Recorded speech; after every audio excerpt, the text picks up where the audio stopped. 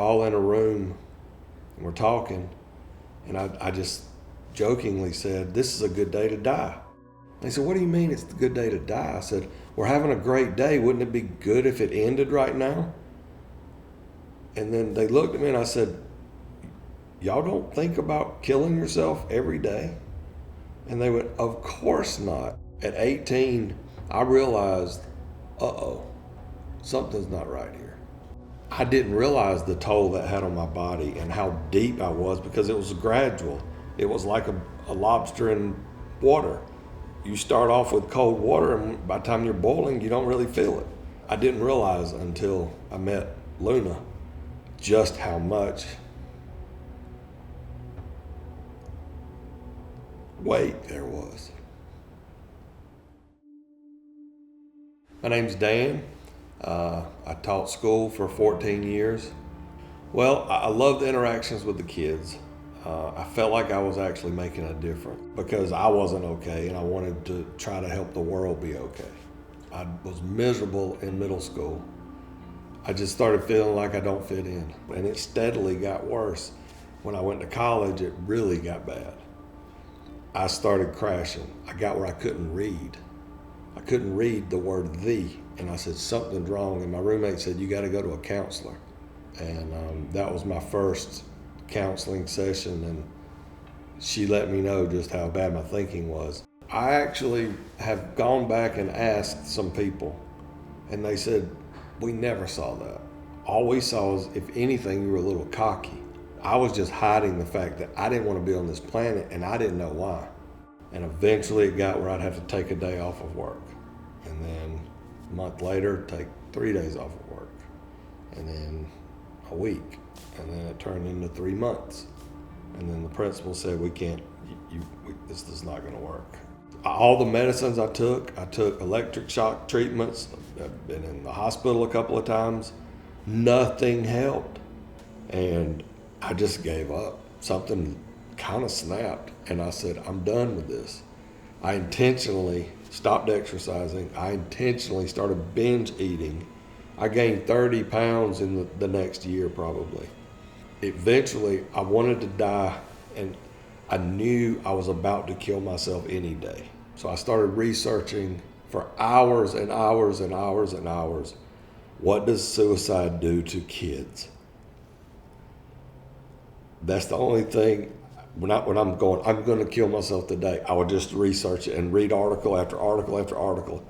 And I would say, I cannot do this to my kid. So I'm just going to sit in this bed and live, and this is going to pass, and I'm going to get up, and I'm going to be okay. Well, I was in there for a week, and then 2 weeks, and then 6 months. And I got where I couldn't do anything. I couldn't even if I got up to go to the bathroom, I'm going to kill myself. If I move, I'm going to go get in my truck and I'm going to go kill myself. And I knew it. I didn't tell anybody this. I just said, "No, I'm not killing myself today. I'm going to bed and I'm just going to wait this out." So I spent 6 years in that bed. I would try not to drink because I didn't want to get up and go to the bathroom. I would go 2.5, 3 months without taking a shower. Because if I got up and went through the motions of rubbing soap on me, it would frustrate me so much that I was going to die. I didn't go anywhere. I didn't talk to my kids. I didn't talk to my wife because I was scared to move. I had disconnected myself so far because all I did was think about my kids. I would think about them constantly. I would hear them in the den. I would hear them walking up and down the hall. And all I could do was think, you got to get up. You got to find a way to get back to those kids. I couldn't. And that was their formative years. And I could not do it because I was going to die. And I was like, God really hates me. And I am not for this planet. And I'm just going to hang on till my kids get out of the house, and then I'm going to do it. And that was my goal. Eventually, I do come out of my hole to go to see my son. And after the party was over with, He took me out back and said, "I've got a Christmas gift for you."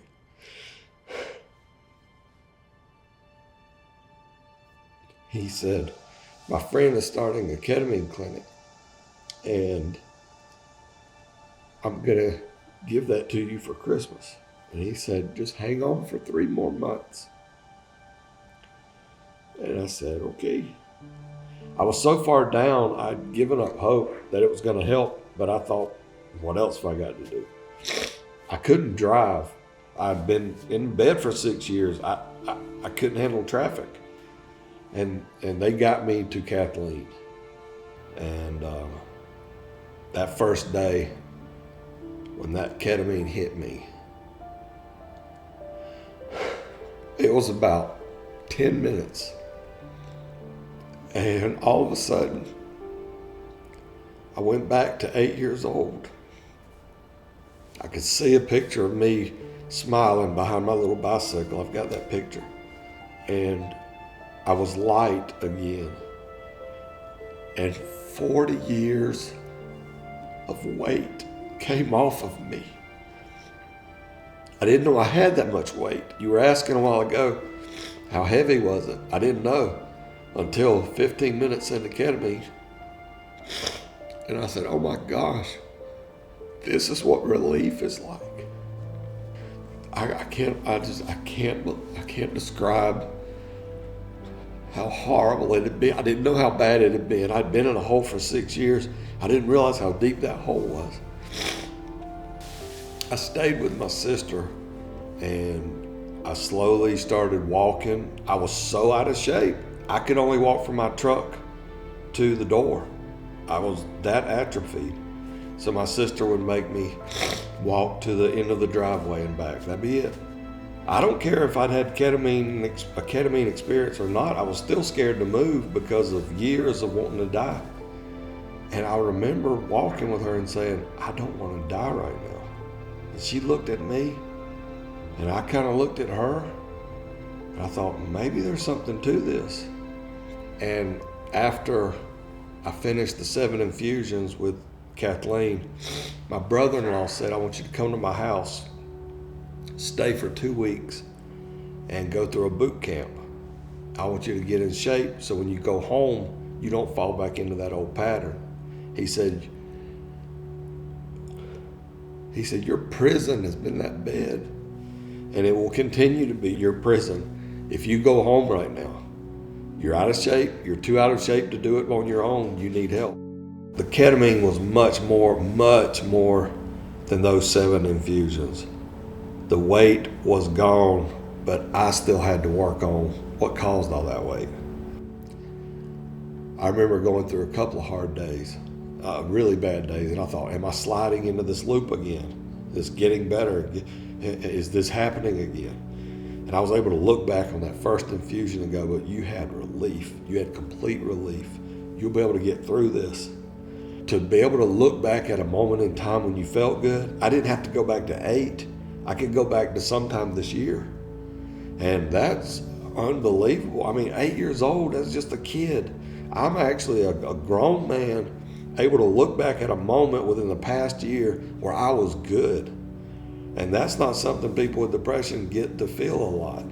Even when I have bad days, I have something to look forward to, something to look back on. And that just gives me so much hope. When I go into depression and go into my hole, I lose all hope immediately. And it's just been a loop for my whole life. And that loop's different now. I'm in a hole right now. I don't feel great, but I know I'm okay. I don't want to die. That's unbelievable. I'm not okay. I don't feel good. I hurt, but I am okay. I'm going to be here tomorrow.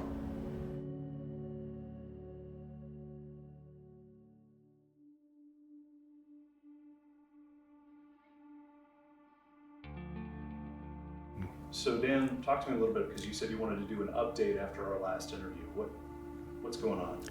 Well, when I got back home and thought about the video and everything we talked about, The reality is, when I went in that hole, in that prison, they moved on.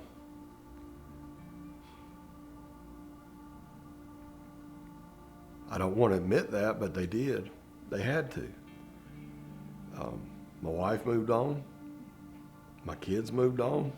These are the fruits that I sowed. I did this. I didn't want to do this. I didn't intentionally do it at all. It was misery for me, but it was more misery for them. I don't know how to make it better for them. It might take 10 years for them even to look at this video. I don't know. They've seen me over the years. I'll get better for a while, and then I go right back. And so they don't want to walk up to the electric fence right now because they don't know what's going to happen to them. What's different this time is I spend hours a day not letting myself think of the past, because that's not helpful.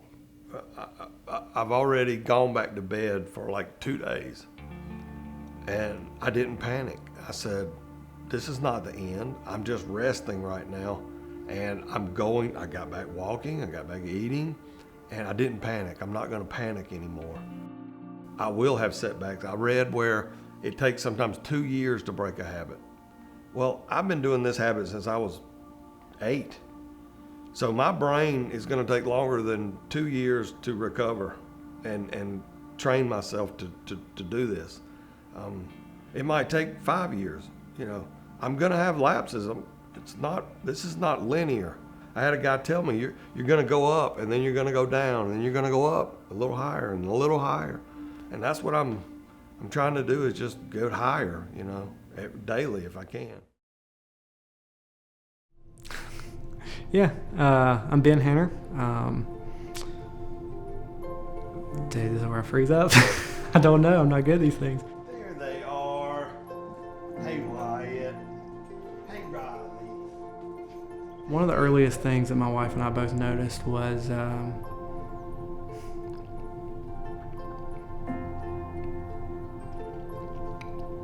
him being able to interact.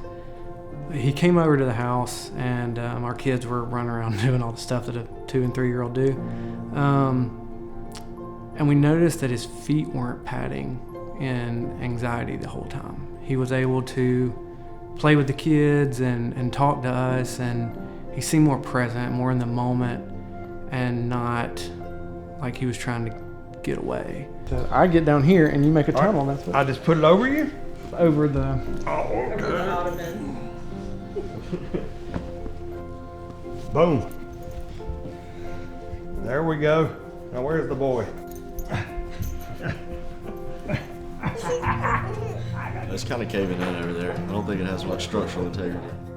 I didn't really see him much. I mean, it would be weeks at a time that he was in his room. We would maybe see him once every 2 weeks. Come out, it'd be pretty brief. I mean, our kids were 3 before I felt like I really saw him relax around them.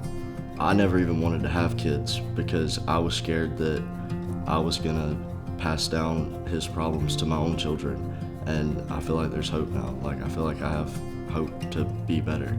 And it's kind of continued that way. It seems a lot more relaxed and in the moment, After just a week of him going to treatment, it was a big change. Yeah, that was the first time I'd seen my dad. Like, it was really weird, honestly. Like, I saw my dad more in a week than I had in the past 4 years. He smiles, he wants to be involved, he wants to do stuff with us. I feel like he wants me to be around him, he wants to be around us. Like, I don't know, it's awesome.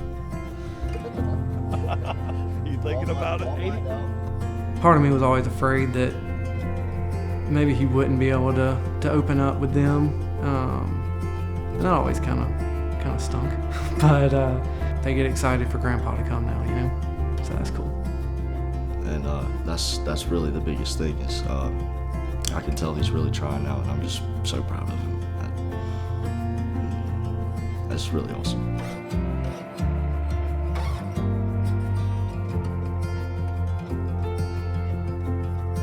Is there anything else you want to say? I don't think so. I just want to know I'm proud of him.